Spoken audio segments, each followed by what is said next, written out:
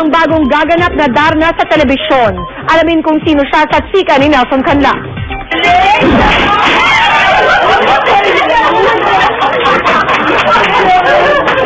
Surpresa ito ng GMA Entertainment TV team kay Marian Rivera nang i-announce nila ang pagganap ng Kapuso Star sa isa sa mga pinakapaboritong karakter sa comics, si Darna. Hindi ko alam na ganito. Ang sabi lang sa akin, kakausapin daw ako para sa next project ko. So, yun, excited ako. Sabi ko, Ma'am, hindi ka na. Ba't di pa tayo papanik? Kakausapin na tayo. Hindi kami mamaya. So, parang nakakutob na ako kay Popoy na ganyan yung palagi pag may surprise eh.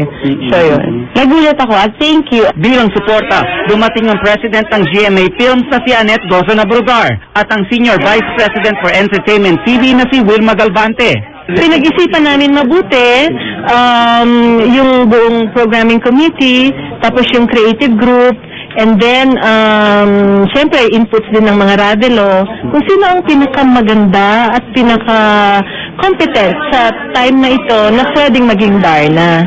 Alam niyo naman, pag Darna, kailangan talaga, kasi prime role, kailangan star talaga. So, unanimous. Si Marian talaga yan. Pangarap daw ni Marian na gumanap sa Mars Ravelo Classic na ito. Paghahandaan daw niya maging ang pagsuot ng nakagawi ang costume ng Pinay superhero. Tulad ng sinasabi nila sa akin, kailangan ihanda ko yung sarili ko dito, yung pag-iisip ko, yung emotion ko, lahat, pati sa physical. Siguro kailangan lahat yun, handa ako. Darna! Nelson Canla updated sa Showbiz Happening.